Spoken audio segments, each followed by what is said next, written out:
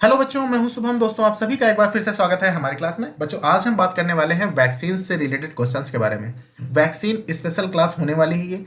जितने क्वेश्चंस हम आपको यहाँ पर बताएंगे, जितना एक्सप्लेनेशन देंगे, ये मान के चलिए अगर आपने इस क्लास को देख लिया तो वैक्सीन से आपके क्वेश्चन एक भी नहीं छूटेंगे।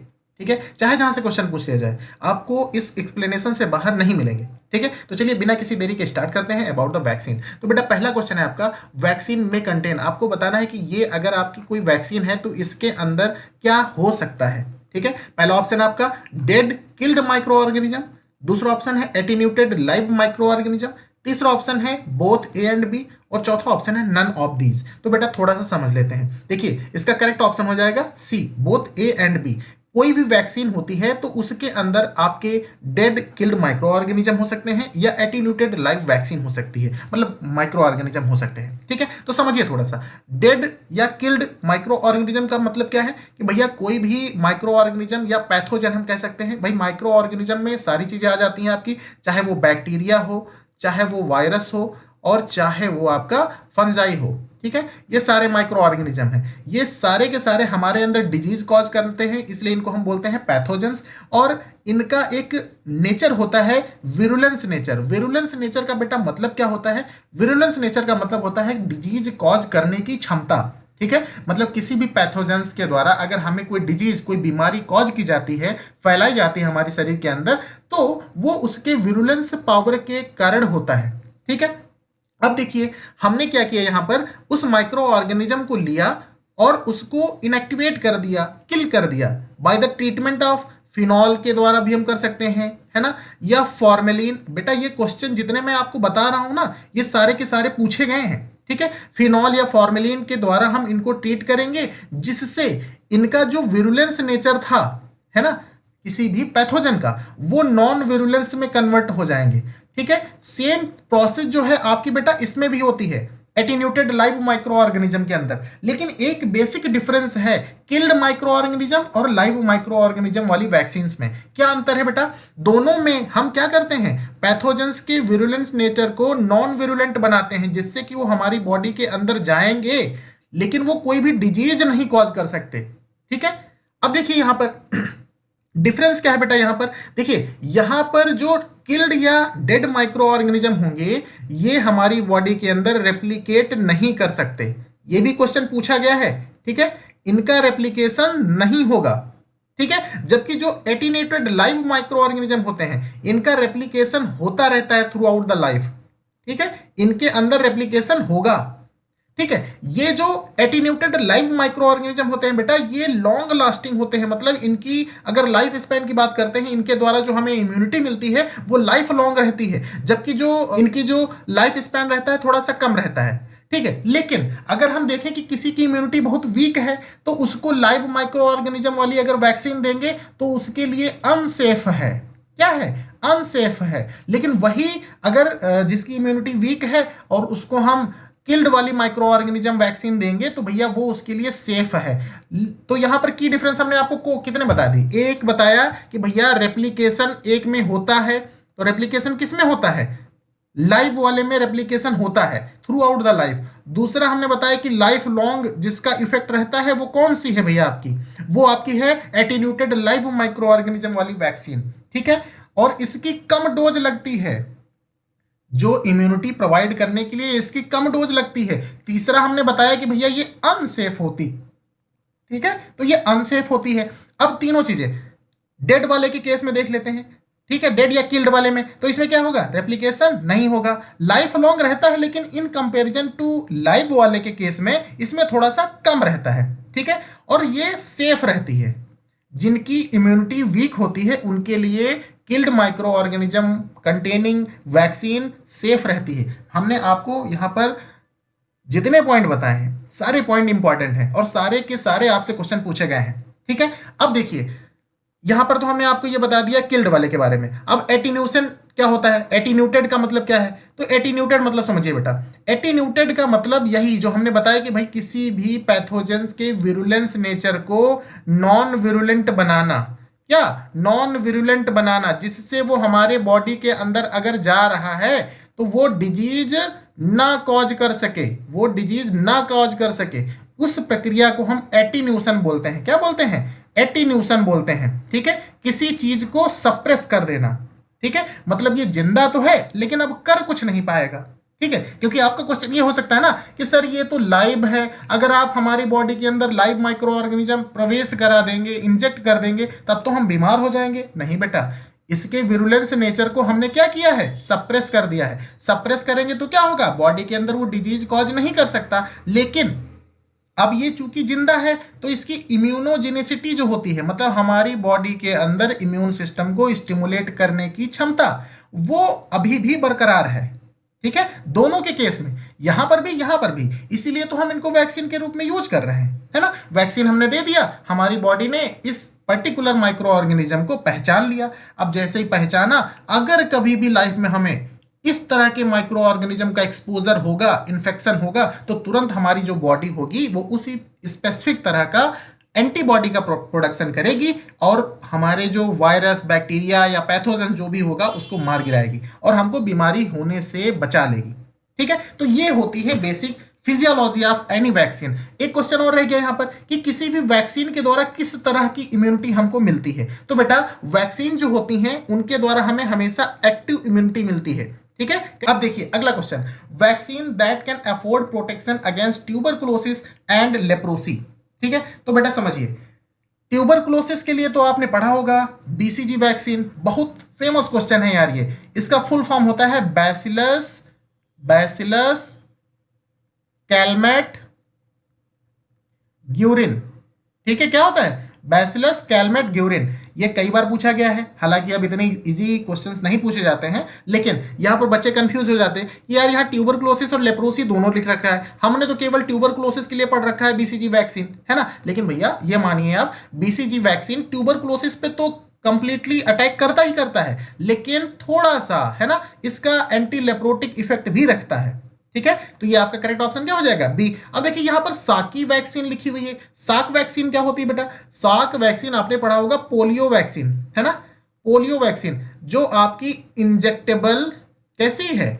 इंजेक्टेबल पोलियो वैक्सीन होती है, उसको हम साक वैक्सीन के नाम से जानते हैं। क्यों? क्योंकि भैया एक जोनस साक थे जिन्होंने इसको डिस्कवर किया था।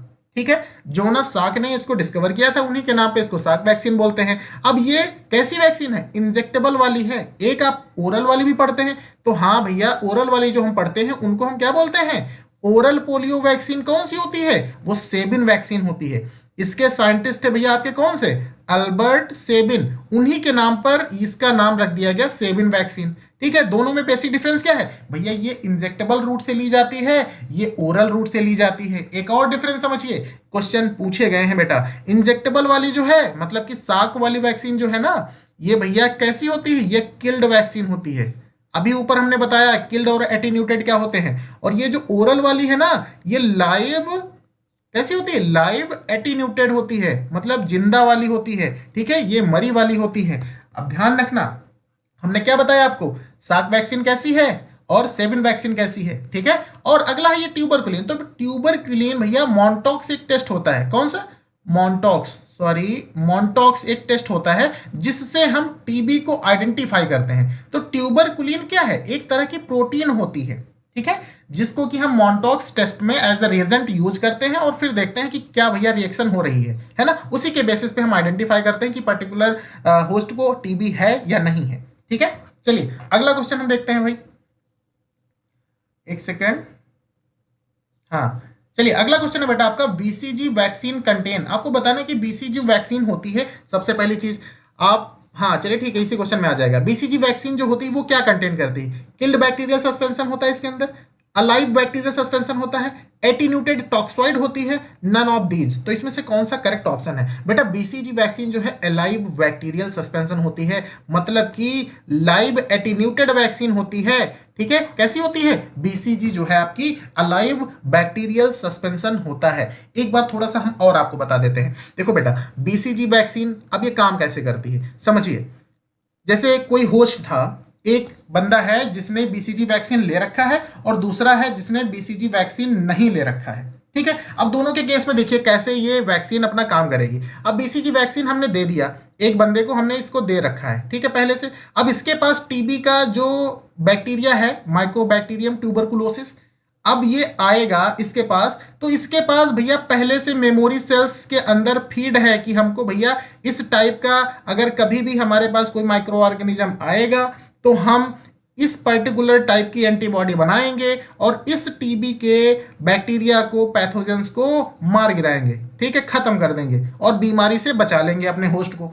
अब दूसरा बंदे ने क्या किया, ये बीसीजी की वैक्सीन इसने नहीं ले रखी थी, अब इसके अंदर टीबी का जो पैथोजन है वो आया, ठीक है, माइकोबैक्टीरियम ट्यूबरकुलोसिस आया और उसने होस्ट के ऊपर जब अटैक किया बेटा, तो यहां पर क्या होगा, हमारी बॉडी एंटीबॉडी का फॉर्मेशन करेगी, लेकिन बहुत देर में। पहले तो भैया हमारी सेल्स जो जाएंगी वो इसको पहचानेंगी कि यार ये किस तरह का बैक्टीरिया है, क्योंकि हमारी मेमोरी सेल्स के ऊपर पास में कोई भी इंफॉर्मेशन नहीं है इस पर्टिकुलर पैथोजेंस के बारे में। अब जितना टाइम हमारी बॉडी एंटीबॉडी के फॉर्मेशन, मतलब इसके रिकॉग्निशन में कि ये कैसा है, इसके तरह इसके पास, मतलब सॉरी, इसके लिए किस तरह की एंटीबॉडी का फॉर्मेशन हमें करना चाहिए, इस प्रोसेस में बड़ा टाइम लग जाएगा। और उतने ही टाइम में हम क्या हो जाएंगे भैया, उतने ही टाइम में हम टीबी के शिकार हो जाएंगे। और जब भी हमारी बॉडी कभी वीक होगी तो ये टीबी हमारे अंदर भैया परसिस्ट करेगा और हमें टीबी के लिए एकदम मान के चलिए मार के छोड़ेगा, ठीक है। तो ये सिस्टम होता है। एक वैक्सीनेटेड पर्सन और नॉन वैक्सीनेटेड में क्या अंतर है, ठीक है। यहां पर दोनों केस में क्या है भाई, यहां पे हमें हमारी जो मेमोरी सेल्स थी उनके पास इंफॉर्मेशन थी पर्टिकुलर पैथोजेंस के बारे में, यहां पर कोई इंफॉर्मेशन नहीं है हमारे पास। तो हमारी जो एंटीबॉडीज होंगी, सॉरी, हमारी बॉडी की सेल्स जो होंगी वो पहले ही इस टीबी के बैक्टीरिया को पहचानेंगी कि किस तरह के हमको एंटीबॉडी का फॉर्मेशन करना है ना। तो ये सारी चीजें होती हैं इसके बारे में, ठीक है। और एक चीज, बीसीजी वैक्सीन में बेटा एक इंपॉर्टेंट क्वेश्चन और पूछा जाता है कि इसकी जो वैक्सीन है, सपोज ये वैक्सीन है, तो इसमें किसका सस्पेंशन होता है। पहली बात, ये लाइव होती है, ठीक है, ये पहली चीज। दूसरी चीज बेटा, इसके अंदर माइकोबैक्टीरियम ट्यूबरकुलोसिस का सस्पेंशन नहीं होता है, इसके अंदर होता है माइकोबैक्टीरियम बोविस, ठीक है। सेम ये माइकोबैक्टीरियम बोविस है ना, बहुत क्लोज्ड स्पीसीज होती है माइकोबैक्टीरियम ट्यूबरकुलोसिस के, और माइकोबैक्टीरियम बोविस को ही हम क्या करते हैं, उसके अंदर डालते हैं बीसीजी वैक्सीन में, ठीक है। और यही जाकर हमारी बॉडी के अंदर एंटीबॉडी का प्रोडक्शन करवाती है, हमारी इम्यून सिस्टम को स्टिमुलेट करती है, ठीक है। तो ये भी क्वेश्चन कई बार पूछा गया है। बहुत सारे बच्चे क्या करते हैं, ट्यूबरकुलोसिस का वो लगा देते हैं ऑप्शन, वो गलत है आपका, है ना, माइकोबैक्टीरियम बोविस का है, ठीक है। चलिए अगला क्वेश्चन है आपका, the route of administration of vaccine BCG. बेटा बीसीजी वैक्सीन को एडमिनिस्टर करने का रूट क्या होता है। देखो बीसीजी से बहुत क्वेश्चन पूछे गए हैं, आप कोई भी एग्जाम का पेपर उठा के देख लीजिए, उसमें आपको बीसीजी से जरूर रिलेटेड कुछ ना कुछ मिल जाएगा, ठीक है। तो पहला ऑप्शन आपका इंट्राडर्मल, दूसरा है इंट्रामस्कुलर, तीसरा है इंट्रावेनस, चौथा है ओरल। तो देखिए बेटा, intradermal is the best route for the vaccine BCG, bacillus Calmette Guérin. तीन चार चीजें हमने बताया बीसीजी के बारे में। भैया ये लाइव है, क्या है, ये लाइव है। दूसरा, ये इंट्राडर्मल रूट से लिया जाता है, इंट्राडर्मल से लिया जाता है। तीसरा, माइकोबैक्टीरियम बोविस के इसके अंदर क्या होते हैं, माइक्रो ऑर्गेनिज्म होते हैं, ठीक है। तो याद रखना है बेटा आपको, है ना। चलिए अगला है आपका क्वेश्चन,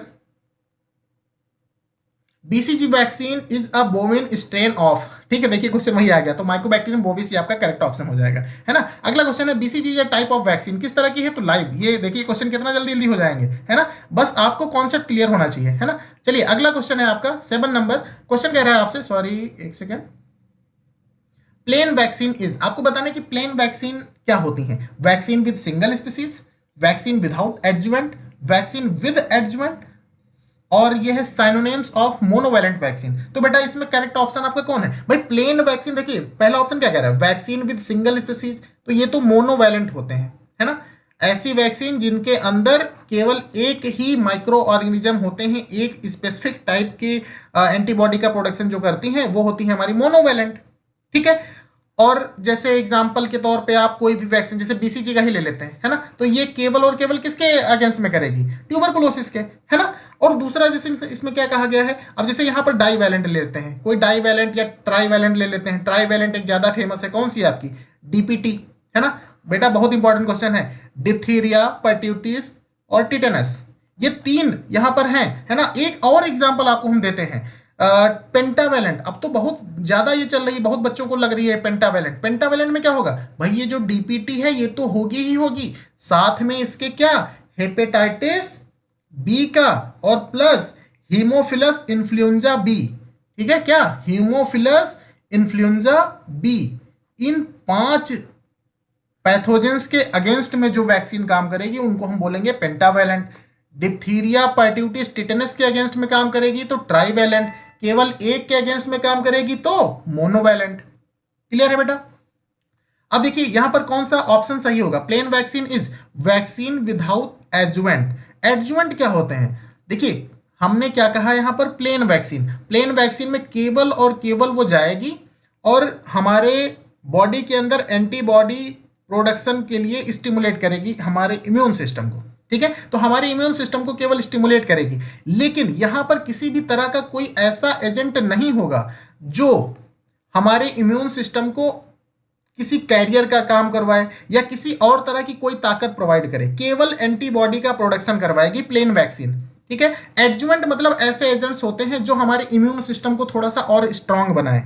ठीक है, तो वैक्सीन विदाउट एडजुवेंट ये होंगे हमारे प्लेन वैक्सीन। ठीक है, और मोनोवैलेंट क्या होती है तो हमने आपको बता ही दिया है ना। अगला क्वेश्चन है आपका, the following contain live attenuated live vaccine except. आपको बताना है कि कौन सी भैया इसमें से लाइव वैक्सीन है। ठीक है, सॉरी एक्सेप्ट पूछा है बेटा, ये हमेशा मार्क करना है ना, नहीं तो गलती हो जाएगी। एक्सेप्शन पूछा है कि कौन सी लाइव वैक्सीन नहीं है। ठीक है, तो हमने पढ़ रखा है बेटा बीसीजी वैक्सीन आपकी है। अच्छा चलिए ठीक है, मैं बता देता हूं। एक कॉलम बनाइए और उसमें लिखिए, एक में लिखिए लाइव वैक्सीन। ठीक है, ये हालांकि मुझे शुरू में बता देना चाहिए था, लाइव वैक्सीन कौन कौन सी हैं। ठीक है, याद रखिए, MMR ये है मीजल्स मम्स रूबेला, ये लाइव वैक्सीन है। ठीक है, और चिकन पॉक्स ये भी भैया आपका लाइव वैक्सीन होता है, मतलब लाइव एटीन्यूटेड वैक्सीन होता है आपका। ठीक है, और बीसीजी तो हमने पढ़ ही रखा है भैया, कई बार आपको बता चुका हूं मैं। और ले लीजिए फिर येलो फीवर है ना, येलो फीवर, ये एक टेबल बना लीजिए और उस पर लिख के चिपका लीजिए आप कहीं दीवार वाल पे, है ना। और स्मॉल पॉक्स ले सकते हैं इसमें आप। ठीक है, स्मॉल पॉक्स, और इसमें ले सकते हैं आप ओरल पोलियो वैक्सीन, ये भी हमने आपको बताया। ओरल पोलियो वैक्सीन कैसी है, लाइव एटीन्यूएटेड वैक्सीन होती है आपकी, है ना, ओरल पोलियो वैक्सीन। और ठीक है, बस इतने ही आपके, हमको लगता है कि इसी में से आपके क्वेश्चंस आ जाएंगे। तो लाइव में कौन कौन से आ गए, measles mumps rubella MMR, chicken pox, small pox, BCG और yellow fever, oral polio vaccine. ठीक है बेटा, अब किल्ड वाले लिख लीजिए, किल्ड वाली एक हेडिंग बना लीजिए, किल्ड वैक्सीन लिख लीजिए। ठीक है, किल्ड या इनएक्टिवेटेड इसको बोलते हैं, है ना। अब देखिए भैया यहां पर आप लिख लीजिए डीपीटी, ये तो आपको पता ही होगा। और डीपीटी में भी भैया जो है आपका डिप्थीरिया और टेटेनस, ये दोनों टॉक्सॉइड हैं। क्या है, ये टॉक्सॉइड हैं। ठीक है, अब ये लेकिन ये किल्ड होते हैं, है ना। तो डीपीटी लिख लिया आपने, और एक लिख लीजिए जो इंजेक्टेबल वाली आपकी पोलियो वैक्सीन थी। ठीक है, इंजेक्टेबल पोलियो वैक्सीन हो गई आपकी। हेपेटाइटिस A और B दोनों ये किल्ड होती हैं। ठीक है, रेबीज का लिख सकते हैं आप। ठीक है, ये भी किल्ड होते हैं आपके। इन्फ्लुएंजा लिख सकते हैं इसमें आप, इन्फ्लुएंजा। ठीक है, ये भी किल्ड होते हैं। जितनी जितनी मैं बोलता जाता हूँ आप लिख लीजिए, है ना। राइटिंग थोड़ा सा मेरी क्लियर नहीं है, लेकिन बेटा ये समझ लीजिए ये बहुत $1,00,000 का क्वेश्चन मैं आपको बता रहा हूँ। ठीक है, तो और क्या लिख सकते हैं, प्लेग लिख सकते हैं, है ना। प्लेग पास्चुरेला से होता है आपको, प्लेग ये हो गया। तो ये इतनी किल्ड वैक्सीन, इसके एग्जाम्पल लिख लीजिए, ये लाइव वैक्सीन के एग्जाम्पल लिख लीजिए। ठीक है, अब बेटा देखिए यहां पर हमने क्या बताया, बीसीजी आपकी कैसी है, लाइव वाली है, तो ये तो करेक्ट ऑप्शन नहीं है आपका। हेपेटाइटिस बी, देखिए हेपेटाइटिस बी हमने कहां बताया है, किल्ड वाले में बताया, तो भैया ये आपका एक्सेप्शन हो गया। हालांकि हम अगले वाले देख लेते हैं। तो येलो फीवर देखिए, ये हमने इसमें क्या लिखा है, लाइव वाले में लिख रखा है। मीजल्स देखिए, मीजल्स मम्स रूबेला ये हमारे क्या है, लाइव वाले हैं, है ना। तो ये आपका करेक्ट ऑप्शन हो जाता है hepatitis B. Hepatitis A and B दोनों आपके क्या है भैया, ये किल्ड वाले हैं, है ना। चलिए अगला क्वेश्चन है आपका, Which one of the following is not a live attenuated vaccine? देखिए इतना ये जो बताया है ना, इसी से आपका सारा क्वेश्चन हो जाएगा। Which one of the following is not a live attenuated vaccine? मतलब लाइव नहीं है। तो बीसीजी का तो लाइव है, मीजल्स लाइव है, ओरल पोलियो वैक्सीन लाइव है, पार्ट्यूटिस देखो पर्ट्यूसिस है ना, हुपिंग कफ जिसको हम बोलते हैं, ठीक। बॉर्टेला पर्ट्यूसिस से होता है, किससे होता है? बॉर्टेला, बॉर्टेला TELLA, बॉर्टेला पर्ट्यूसिस, हुपिंग कफ जिसको हम बोलते हैं, है ना। ये भैया हमारा कैसा है? किल्ड वाला है ना। DPT याद रखिए बेटा, DPT, डिप्थीरिया, पर्ट्यूटिस, टिटनेस, ये तीनों के तीनों कैसे हैं? ये किल्ड वाले हैं, जिसमें से डिप्थीरिया और टिटेनस जो है बेटा ये टॉक्सॉइड वाली है ना, टॉक्सॉइड वाली वैक्सीन हैं आपकी, ठीक है। चलिए अगला क्वेश्चन है आपका, a toxoid vaccine is, toxoid vaccine क्या होती हैं? ठीक है, पहला किल्ड बैक्टीरियल सस्पेंशन, हाँ किल्ड बैक्टीरियल सस्पेंशन भी हो सकते हैं, वायरल सस्पेंशन भी हो सकते हैं, ठीक है। तो किल्ड केवल बैक्टीरियल सस्पेंशन नहीं होते हैं। Live bacterial suspension, live viral vaccine, incubated with formalin, भैया जितने भी टॉक्सॉइड्स होते हैं वो इंक्यूबेट किए जाते हैं विद द फॉर्मेलिन, ठीक है। ये करेक्ट ऑप्शन आपका हो जाएगा, ठीक है। अगला क्वेश्चन है आपका, अ प्रिपरेशन कंटेनिंग किल्ड और एटीन्यूटेड माइक्रो ऑर्गेनिज्म और वायरसेस इज टर्म्ड एज, आपको बताना है कि ऐसी प्रिपरेशंस जो किल्ड और एटीन्यूटेड माइक्रो ऑर्गेनिज्म या वायरस जो होते हैं उनको हम क्या बोलते हैं, ठीक है।